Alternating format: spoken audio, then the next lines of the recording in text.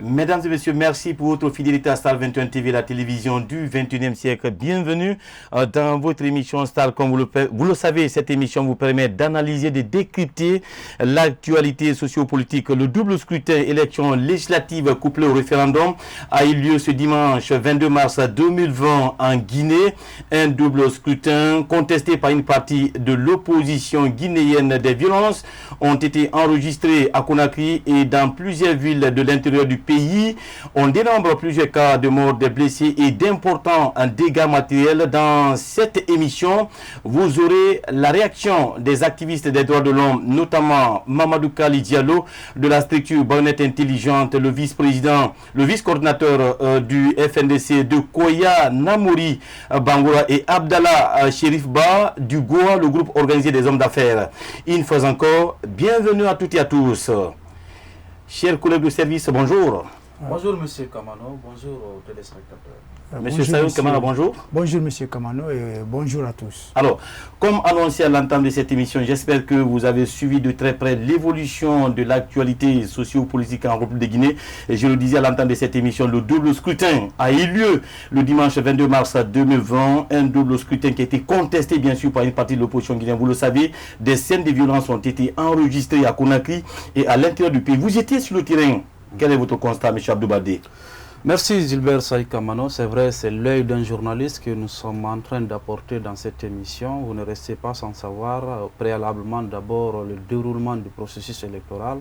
Ça a été contesté dès le début. Oui. Pourquoi contesté? Parce que le projet d'abord est conflictuel. Et FNDC de l'autre côté qui a juré bec et ongle de défendre cette constitution guinéenne, qui a été hier mis à côté par le régime de Conakry. Reste à savoir si ça va marcher ou ça ne va pas marcher après. Mais toujours est-il que le vote a eu lieu dans les conditions que nous connaissons tous. Étant sur le terrain, effectivement, hier, vous avez vu, la situation était très tendue sur le terrain. Parce que les partisans des FNDC n'ont pas du tout voulu quand même faire du cadeau au régime de Conakry. Bien sûr. Et même si c'est ne serait-ce qu'un seul bureau de vote ou quelques bureaux de vote seulement qui ont été émaillés de violence, on pouvait dire que franchement le vote a été entaché par endroits. Mais laissez-moi vous dire, hier, ce que j'ai vécu hier, parce que nous avons tous eu la chance de couvrir les élections dans ce pays en qualité des envoyés spéciaux sur le terrain, parfois même à l'intérieur du pays. Au compte de la synergie, oui. Au compte de la synergie de radio privée et télévision libre de Guinée. Oui.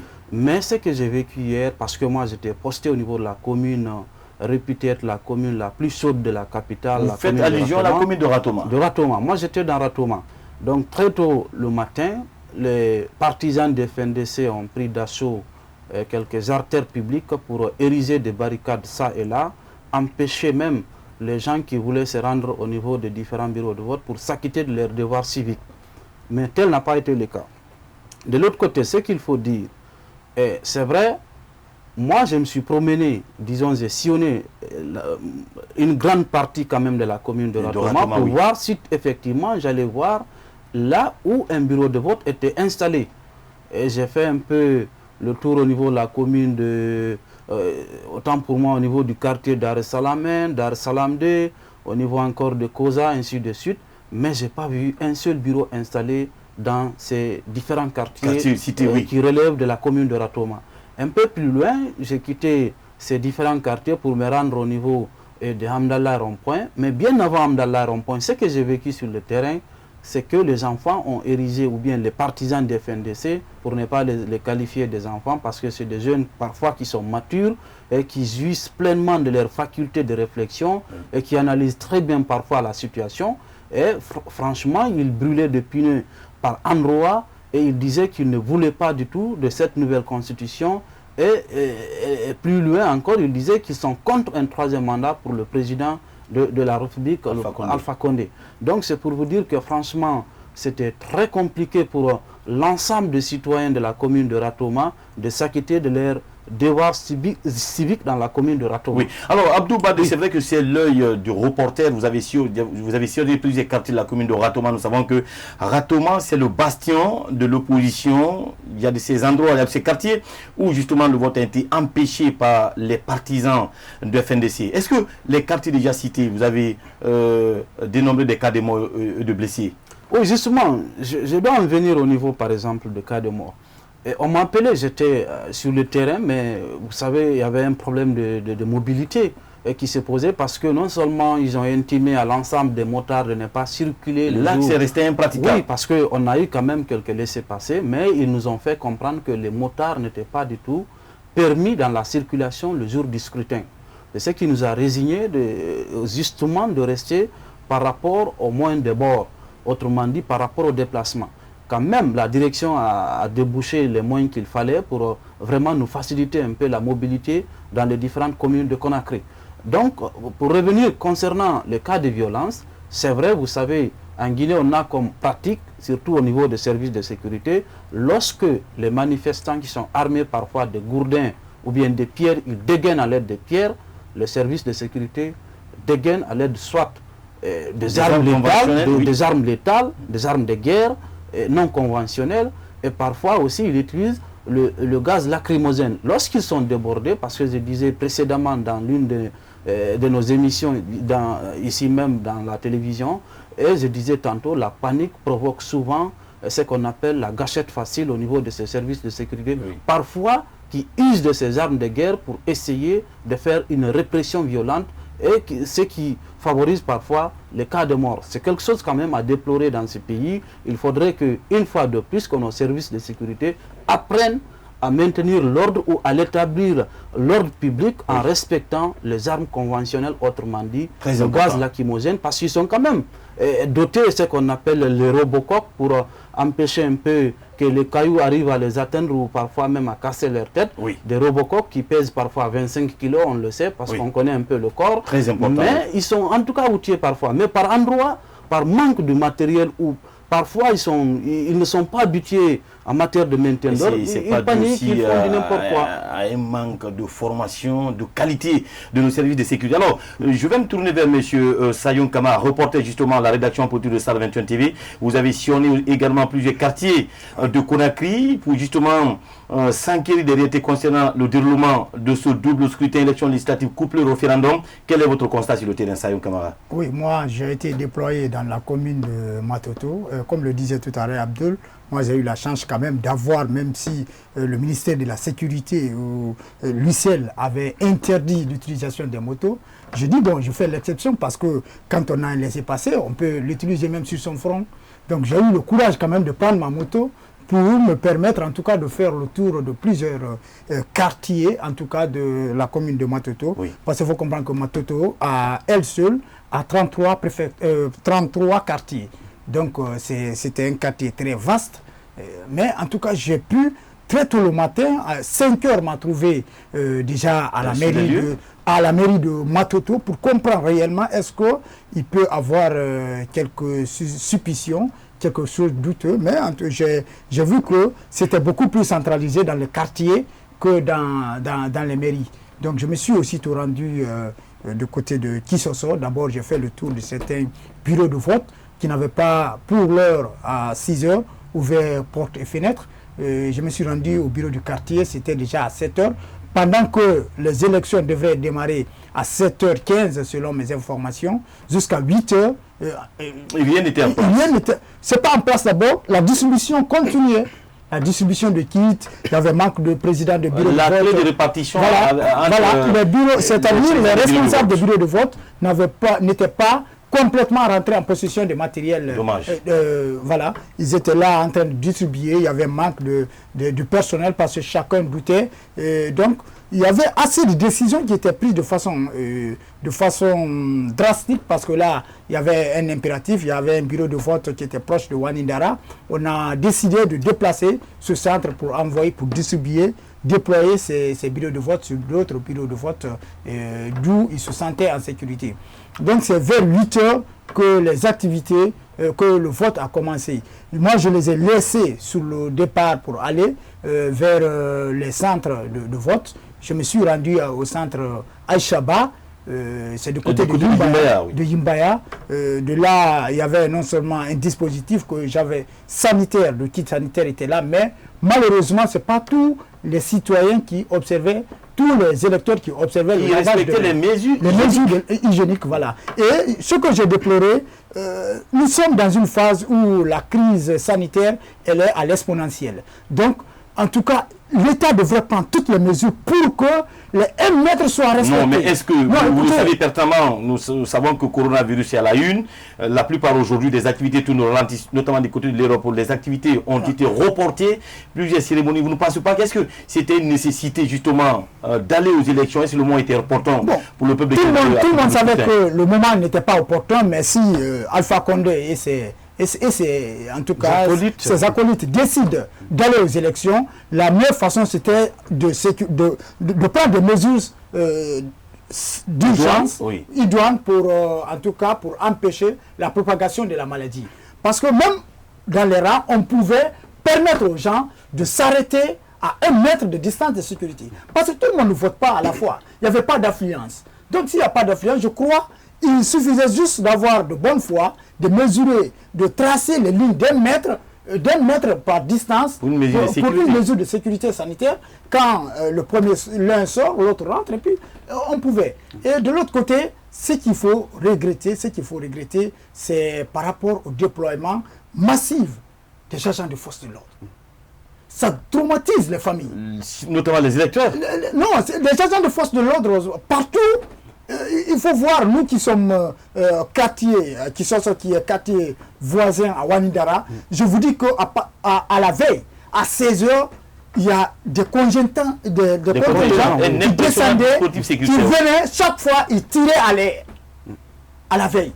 Ça crée des scotches et l'État n'est pas rusé pour comprendre que, même en procédant à ça, même leurs propres électeurs n'auront pas le courage de sortir, d'aller voter. Et tous les points étaient là qui aussi, en tout cas, accentuaient, qui étaient là pour dire que de côté de Kisosso, par endroit, le vote ne pouvait pas avoir lieu. Oui. Parce que tout simplement, Kisosso est à un micron d'un quartier réputé, en tout cas, proche de l'opposition et qui en tout cas est prêt à découdre avec tout pouvoir qui n'est pas sur une voie démocratique. Ok. Alors, Abdoul Badé, vous avez un peu suivi le briefing de Sayon Kamara. Du point de vue justement organisationnel, du point de vue organisation, vous avez sillonné, c'est vrai que plusieurs quartiers de la commune de Ratoma. Vous le savez pertinemment que Ratoma, c'est le bastion de l'opposition. Est-ce que l'impressionnant dispositif sécurité qui a été mis en place n'a pas une grande part de responsabilité concernant les violences? C'est pour l'échec du processus électoral. Oui, justement, pour un peu renforcer mon cher ami Sayon Kamara, il faut dire, c'est vrai, par endroit, il fallait voir combien de fois ces services de sécurité étaient motivés au niveau des bureaux de vote. Là, ils étaient les plus nombreux d'ailleurs que les votants. Par exemple, à Amdallah, c'est la même chose. Quand vous venez, ils arboraient toujours leur Lacoste couleur blanche avec des casquettes sur le terrain. Donc, c'est comme si c'est eux qui étaient là juste pour voter. Oui. Donc, lorsqu'on parle de l'affluence par endroit, c'est le service de sécurité qui était massivement mobilisé. C'est là où l'État n'a pas été stratège en bien redéfinissant un peu le déploiement. Au moins, les quartiers où les communes qui sont réputées être quand même proches de la mouvance présidentielle, il fallait plutôt diminuer un peu le nombre, parce que là, laissez-moi vous dire, c'est les services de sécurité qui ont saboté en partie cette élection. Le processus dans tout ça, parce qu'ils ont fait non seulement l'immixtion, l'ingérence, ils intimidaient les gens par endroits, et les gens sont terrés chez eux, et ils ont eu peur parfois. Oui, la psychose totale. Donc c'est eux qui ont saboté en grande partie ce processus électoral. Abdou, ce qui m'inquiète dans tout ça, vous avez suivi déjà à quelques semaines justement de la tenue de ce double scrutin. Vous avez suivi ce qui s'est passé au sein de l'armée. C'est vrai que c'est la muette, c'est pas tout le monde qu'on doit parler d'elle. L'augmentation des salaires justement des forces de l'ordre, l'armée, est-ce que l'implication justement de l'armée dans le processus n'a-t-elle pas aujourd'hui vraiment des conséquences concernant le bon déroulement du scrutin, puisque aujourd'hui c'est vrai que la plupart des observateurs, puisque je n'ai jamais vu une élection bâclée comme celle de cette année, il faut le reconnaître, pas d'observateurs de l'Union européenne, ni la CEDEAO, ni l'Union africaine.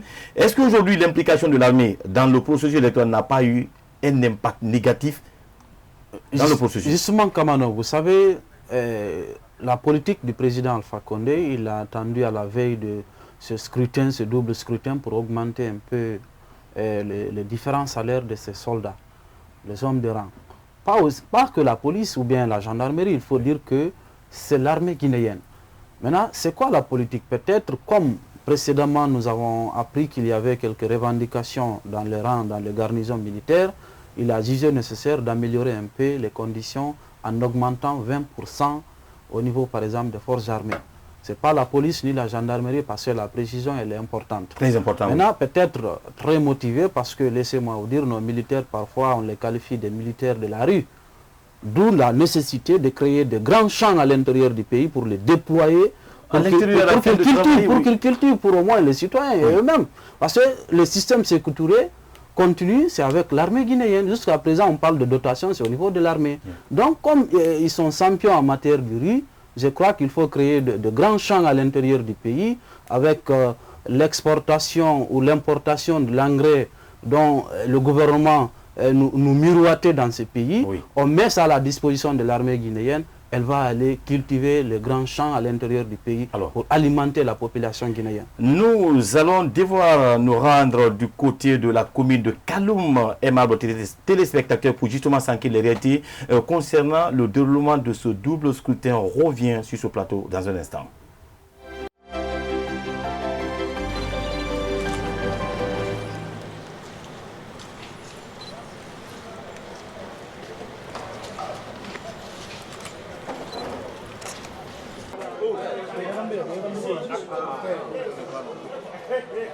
Ce centre-là est composé de 13 bureaux de vote, 8 bureaux pour le quartier Sandervalia et 5 bureaux pour le quartier Manchepa. Nous avons tous les kits au complet et en plus il y a même les kits sanitaires que vous-même vous constatez à la rentrée. Et chaque personne qui vient avant d'être accédée au centre, on procède d'abord au contrôle. Ensuite, on leur oblige aussi de laver leurs mains avant d'être acceptés par l'aide des forces de l'ordre qui sont là.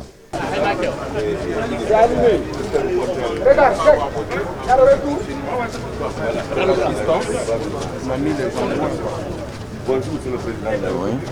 Vous venez de vous acquitter de votre devoir civique. Quel message avez-vous pour le peuple guinéen? Un message de paix et de solidarité. Nous avons pris toutes les dispositions. Vous avez vu que partout il y a des lavages de mains. Les gens sont à distance parce que même si nous n'avons pas beaucoup de cas, même si nous avons 2 ou 3 cas, 2 pour le moment 3. Donc j'espère que tout se passera dans la paix et la tranquillité, que le Guinée, comme en 58, montrera sa maturité. Merci. Les États-Unis restent préoccupés par ces élections législatives et ce référendum constitutionnel. Nous continuons d'exhorter tous les partis à engager un dialogue civil non violent.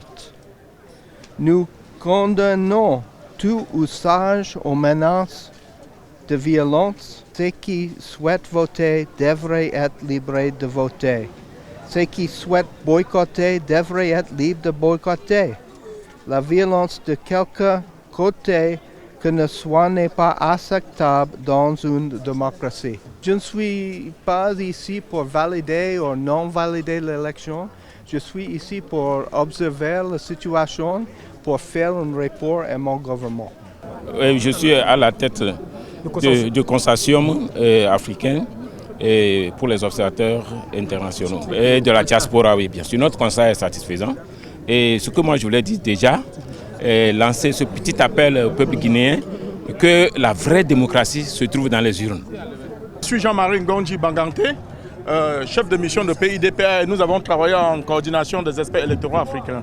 Voilà tout ce que je peux bien dire. Vous avez vu comment les gens ont suivi notre appel de l'intérieur, que ce soit à Zérekoro, que ce soit à Mali, que ce soit à Gandia, que ce soit à Labé, Kankan. Les nouvelles qui nous parviennent, vu nos observateurs que nous avons déployés dans toutes ces régions, ce sont de bonnes nouvelles. Et les gens sont sortis massivement ce matin pour voter. Et je pense que même ceux qui ne sont pas encore sortis, qui sortent et qui votent franchement dans la tranquillité et surtout avec sérénité et dans le climat de paix, je vous remercie.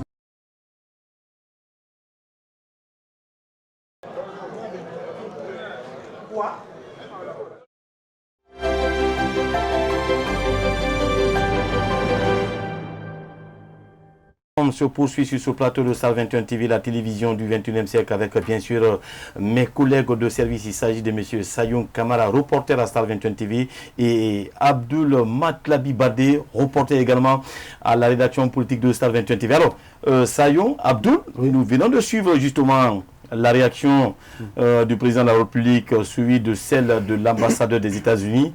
Et puis, certains experts qui ont pris part à ce processus électoral. Quelle analyse justement faites-vous? Je voulais juste terminer avant de donner à Sayon la parole. Oui. Comme pour dire, comme d'habitude, lorsque un scrutin est annoncé en Guinée, à la veille, il y a un communiqué du ministère de la Défense qui intime l'ensemble des militaires guinéens de rester dans les casernes. Autrement dit, d'habitude, oui. D'habitude, ils sont casernés. Mais cette fois-ci, nous avons vu leur implication accrue dans le processus électoral. S'il y a eu échec, total échec ou par endroit, c'est faux, parce que l'armée n'a pas de responsabilité. Les citoyens ne sont pas habitués à leur présence dans les différents bureaux de vote, surtout par rapport à la sécurisation du processus électoral. Oui. Alors, qu'en pensez-vous rapidement de cette sortie du président le président, il est toujours dans sa logique. Alpha Condé est toujours égal à lui-même. Il dit, écoutez, nous avons donné des consignes fermes, le processus va se dérouler dans les meilleures conditions. N'oubliez pas qu'à la veille, il a fait une adresse à la nation.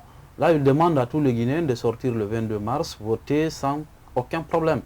Tout en ignorant que la grande partie de la population n'adhérait pas à l'idée d'un référendum ou bien d'une nouvelle constitution. Donc, il faut essayer de revoir parfois la situation. Oui, ça y est, rapidement, bien avant d'aller à la pause. Oui, moi, j'allais réagir par rapport au reportage. Je sais que le président de la République, vous savez, Alpha Condé, il est très rusé en politique.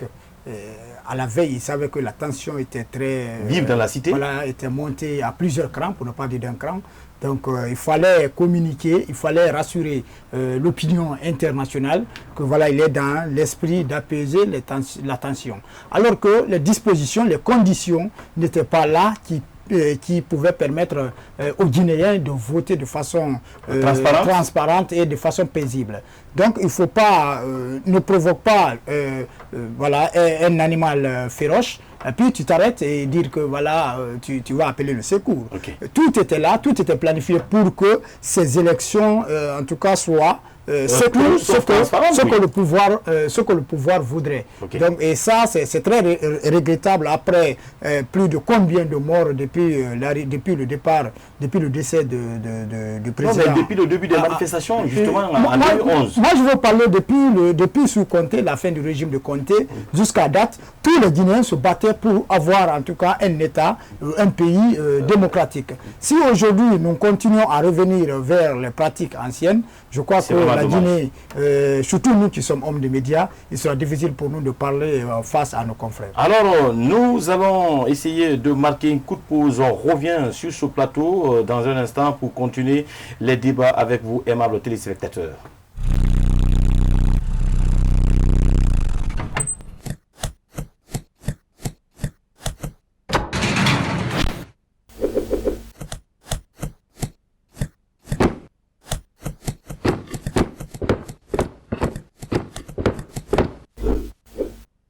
Nos valeurs, innovation, performance, intégrité.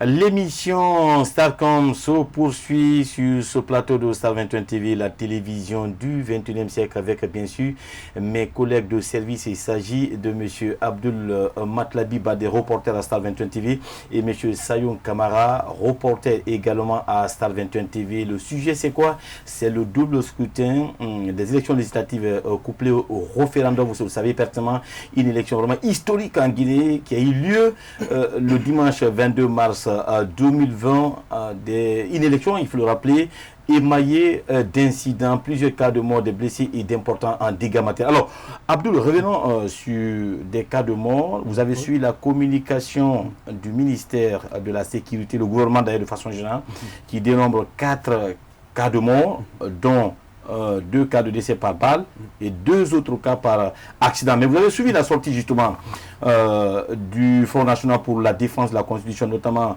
le responsable des opérations, en l'occurrence Ibrahim Diallo, qui parle de 11 cas de mort. Ça vous dit quelque chose? Oui, ça me dit beaucoup de choses parce que c'est un communiqué laconique du gouvernement, il faut le dire. C'est une guerre d'ailleurs de chiffres et de communication. Oui.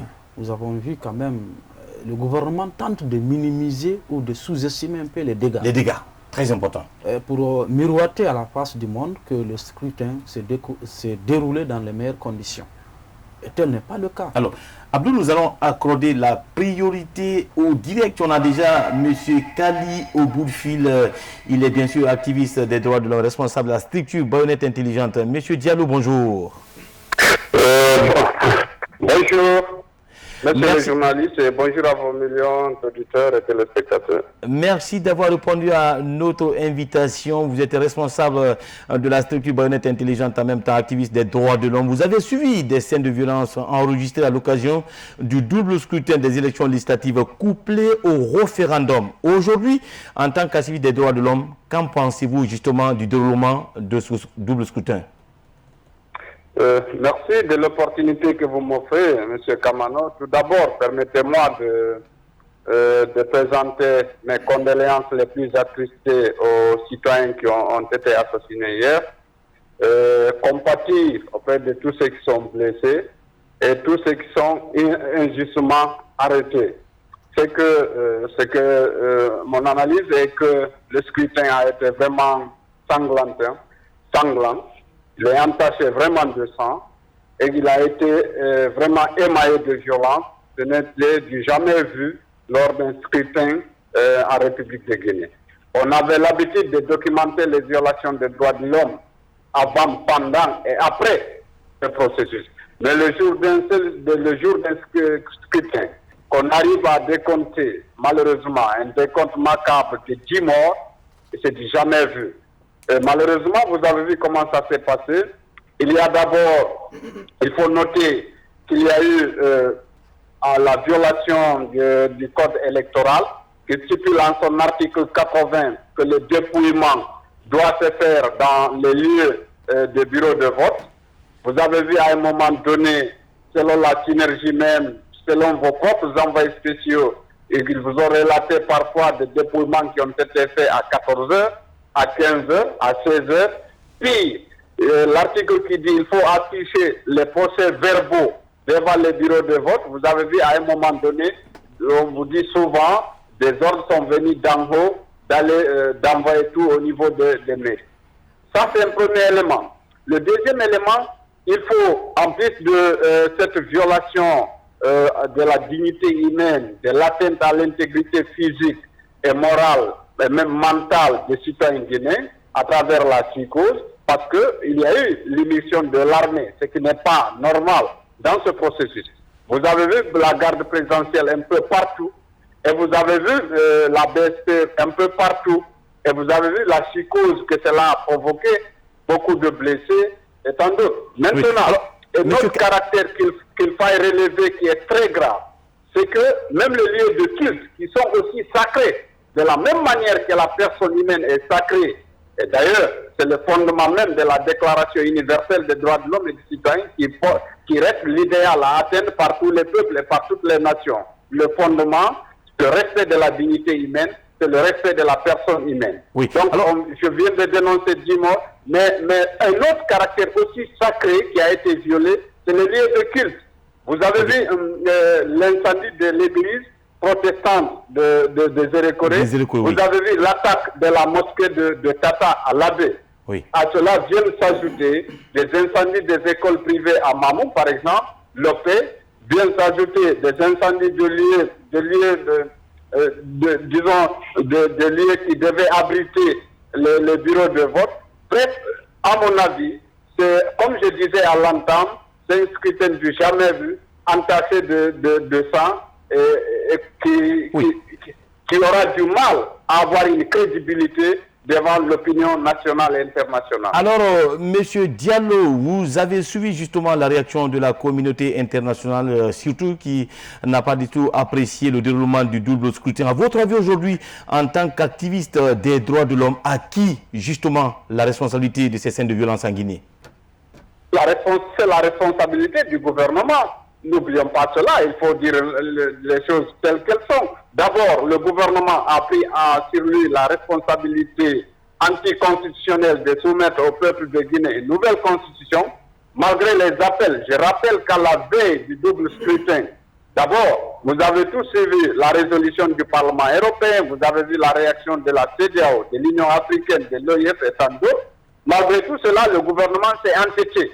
Et il faut le noter qu'à la veille du double scrutin même du côté de la mouvance, il y a eu de voix, pas de moindres, qui ont appelé à sursoir à ce double scrutin. Parce que au préalable, il y avait l'impact qui présageait de violence. Parce qu'il y a pas tous ceux qui se sont, disons, intervenus par rapport à ce scrutin, que ce soit aux yeux de l'opinion nationale et internationale, ont non seulement noté l'absence du dialogue entre les différents acteurs, et ont proposé de sursoir cela afin de voir comment réintégrer tous les acteurs, de trouver un cadre de dialogue et de concertation afin que les élections soient libres, transparentes et inclusives. Je pense qu'avec cette allure, on pouvait épargner ces vies humaines. Alors, malheureusement, ce n'est pas la priorité du gouvernement et c'est dommage, encore une fois, vivement, parce qu'il faut le relever.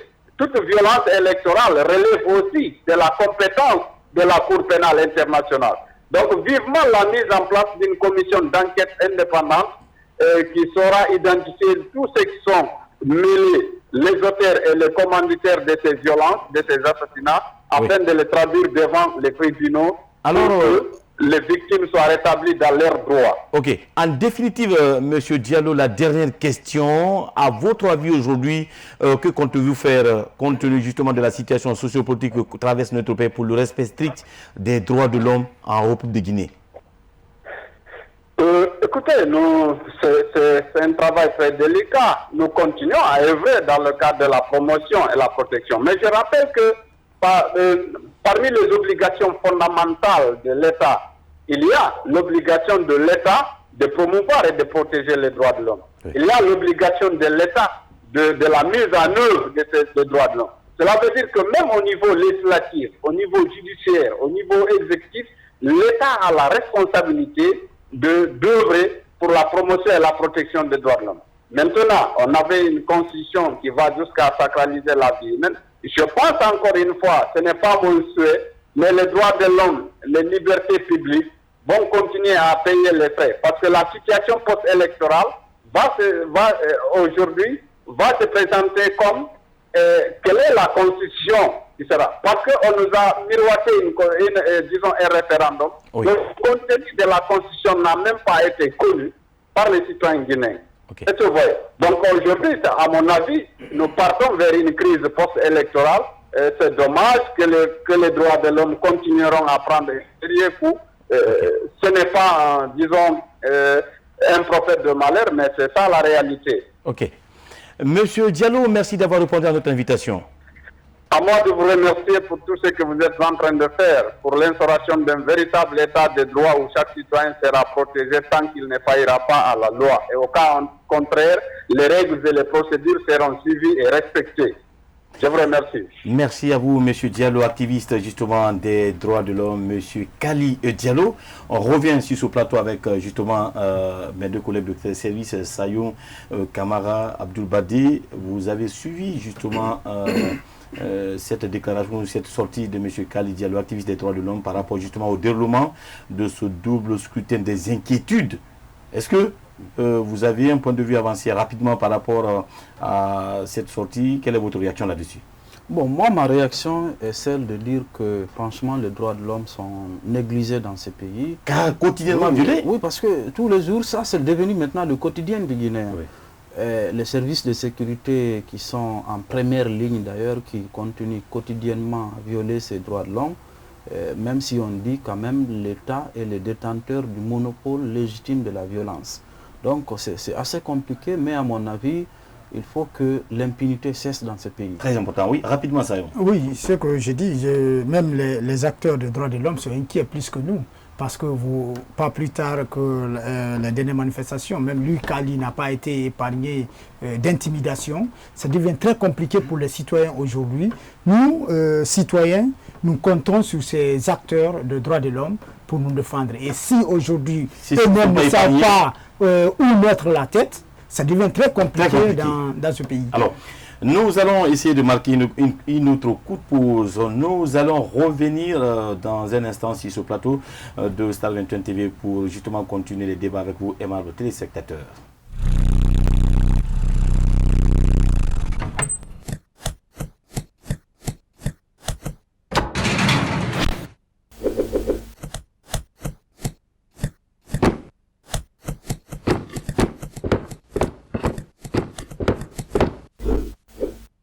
Star 21 TV Guinée est une succursale de la télévision américaine Star 21.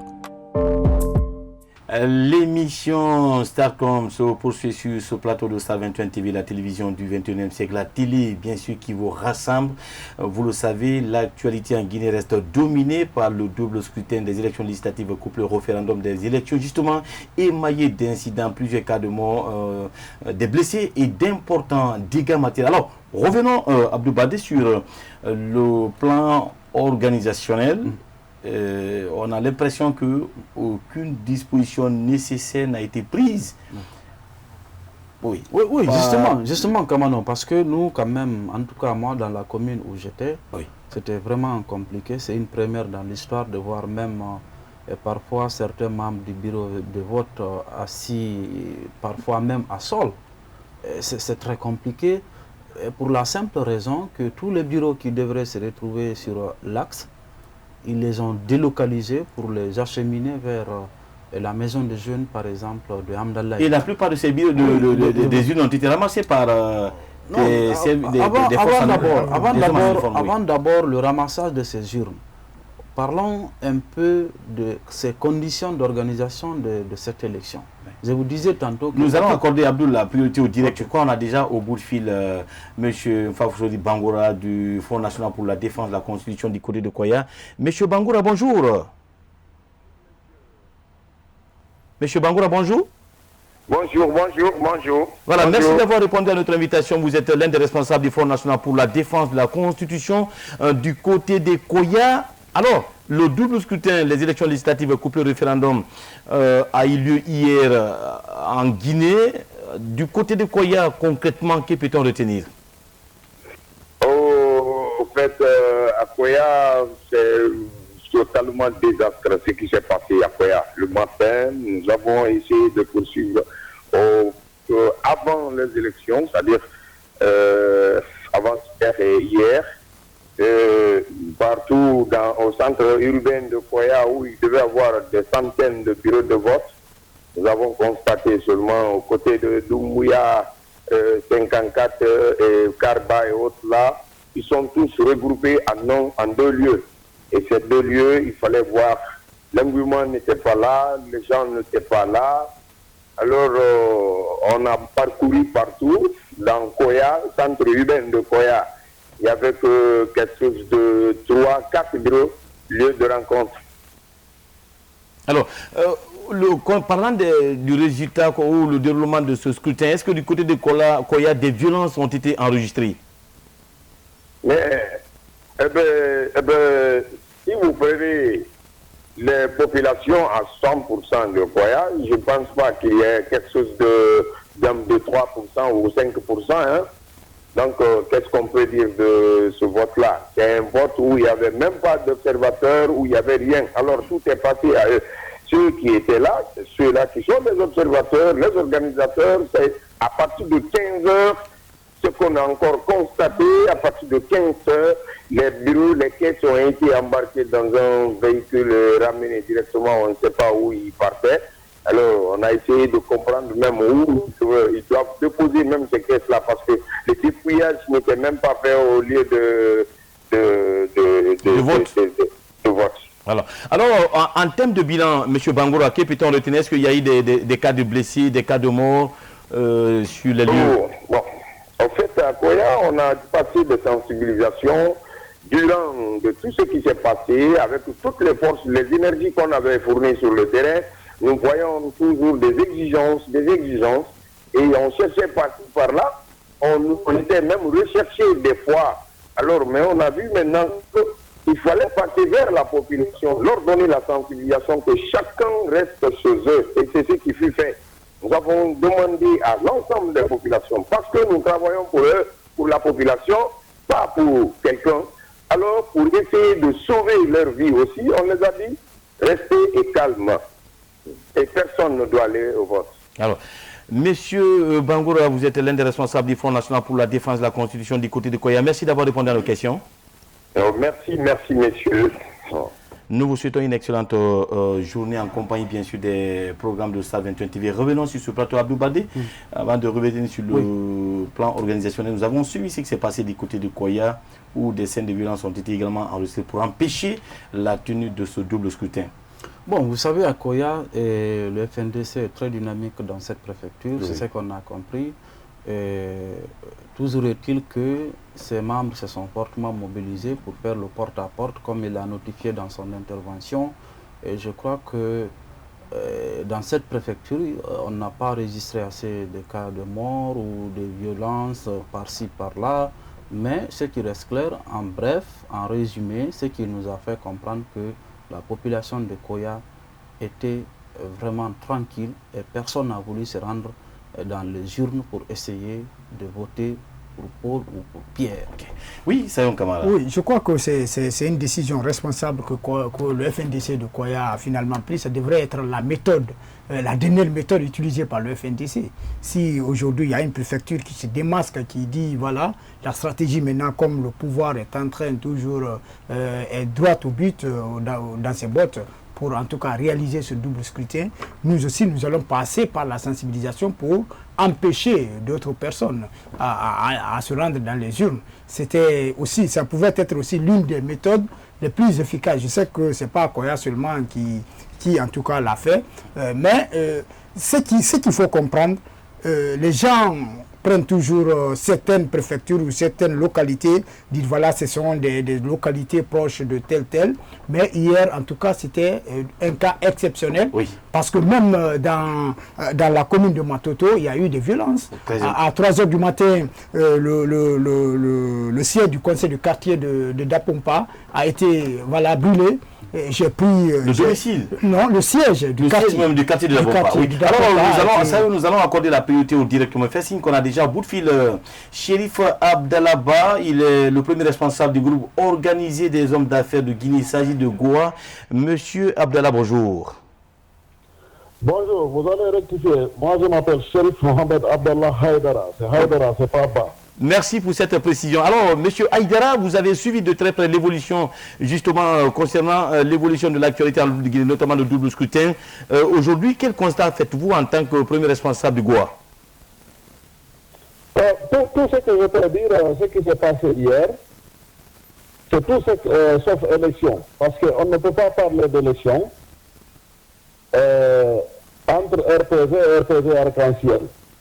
Je commencerai par ça.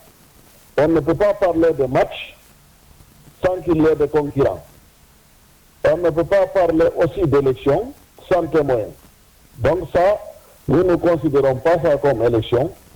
Nous, FNDC, c'est la constitution de 2010 qui est en vigueur, et c'est ce qui sera appliqué, et c'est ce qui est sur nous. Donc voilà ce qui s'est passé hier.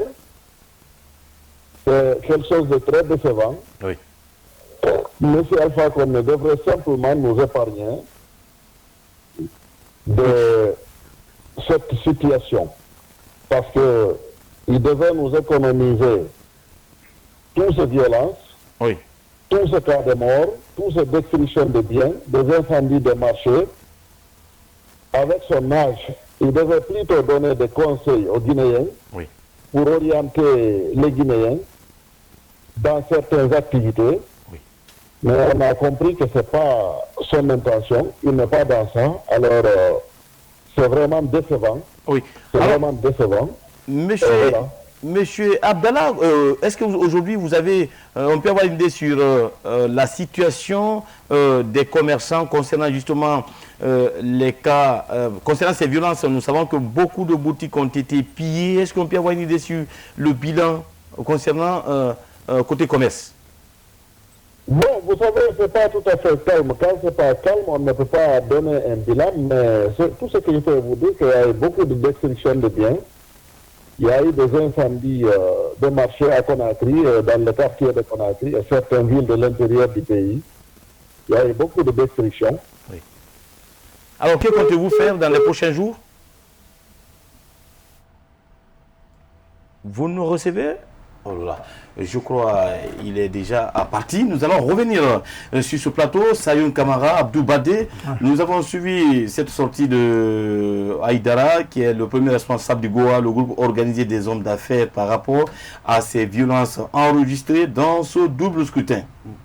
Oui, c'est vrai, c'est l'un des Les commerçants n'ont pas été épargnés. Oui, justement, c'est l'un des secteurs quand même qui est laissé pour compte aujourd'hui par les autorités, vu les précédentes manifestations dans ces pays, parce que récemment, Chérif Abdallah quand même réclamait une valeur de 46 milliards de nos francs guinéens. Comme perte? Oui, oui, comme dommage. Comme dommage, okay. Mais ça, c'est seulement les élections de 2010, 2013, les élections législatives de 2013, oui, et puis les élections présidentielles de 2013. On me fait signe que M. Abdallah est revenu. Alors, M. Abdallah, la dernière question qu'on avait à vous poser, c'est concernant justement ce que vous comptez envisager les prochains jours afin que ces commerçants-là soient rétablis dans les droits. Vous savez, exactement, nous sommes sur ça. On est en train d'abord de voir ce qui se passe sur le terrain. Ce qui a été déjà fait par rapport aux destructions, les incendies de marché. Voilà, quand on va finir d'évaluer, on vous dira, nous sommes en contact avec les commerçants sur le terrain. Ensemble, on va prendre des décisions. Et c'est la décision-là qu'on va appliquer. Mais d'ores et déjà, je vous dis que notre pays va mal. Et ça va continuer à faire mal parce que le monsieur veut forcer à rester. Voilà. Et la situation là ne fera que compliquer davantage. Oui. Mais comme nous sommes FNDC, on reste dans le cadre du FNDC en tant que GOA. Okay. Et ensemble, on va prendre des décisions qui s'imposent et que c'est la décision là qui sera appliquée. Le GOA ne va pas rester en dehors du FNDC. Nous avons lutté ensemble, nous continuons à lutter ensemble et nous sommes FNDC. Et je dirais à tous les opérateurs économiques de rester conformément à tous les consignes que FNDC va donner. Et on va évoluer avec ça sur le terrain. Merci d'avoir répondu à nos questions, M. Abdallah. Je vous remercie. Alors, Abdoul, vous avez suivi des inquiétudes du président du GOA? Oui, nous avons tous suivi ces violences parce que je disais tantôt, entre 2010 et 2015, les violences subies par ces commerçants se chiffraient à quelque chose de 46 milliards de francs guinéens. Donc, Chérif Abdallah, c'est ce qu'il réclamait. Maintenant, entre 2015 jusqu'à nos jours, il y a eu encore d'autres scrutins, forcément, par exemple en 2018 avec les élections communales, communautaire. Et cette fois-ci encore, nous parlons de législative Oui. avec tout ce qu'on a connu au niveau des différents... C'est vraiment regrettable. En conclusion, Oui. Abdoul Badé, on est vraiment pris par le temps puisque c'est le dernier virage de ce autre numéro de Starcom. Oui. En conclusion, que peut-on retenir de ce double scrutin? Ce qu'on peut retenir, c'est une élection du jamais vu, comme l'a qualifiée par la mouvance présidentielle. C'est une élection historique, du jamais vu sur le continent africain. Et là, maintenant, on va en pâtir ensemble, on va tirer les conséquences ensemble, parce que quand même, il y a des sanctions qui se préparent au niveau Bien sûr, à l'international, oui. Donc, la communauté internationale ne laissera pas passer une telle élection, parce que ça, c'est le recul de la démocratie. Oui, ça y est, rapidement, en 30 secondes, en définitive, concernant Oui, le double scrutin. En conscience, en tout état de cause, il faut retenir que, franchement, si on est responsable, si réellement on veut la démocratisation de la Guinée, c'est capable d'annuler ces élections, parce que le budget vient en tout cas de la caisse de l'État. Oui. Personne ne perd. Il n'y a pas eu la participation des partenaires techniques et financiers cette fois-ci. Bon, je n'en sais pas trop, mais ceux-là, ceux qui en tout cas ont eu la chance de participer de façon technique et de façon financière, je crois ils ont appuyé la Guinée, ils ont aidé la Guinée, ce n'était pas sous forme de crédit. Donc s'ils ont donné aux Guinéens, nous les remercions, mais la solution est de s'asseoir à ces élections pour que nous puissions en tout cas avoir la capacité de défendre la cause de la Guinée à l'international. Merci à vous, Sayon. Merci. Merci à vous, Abdoul Badé. Merci beaucoup, ça a été un plaisir. Aimables téléspectateurs, ainsi prend fin ce autre numéro de Starcom. Était sur ce plateau pour vous servir M. Sayoun Kamara, reporter à Star 21 TV, également Abdoul Badé de la rédaction produit de Star 21 TV. Nous vous souhaitons une excellente suite de programmes en compagnie bien sûr de Star 21 TV, la télévision du 21e siècle, la télé qui vous rassemble. À bientôt.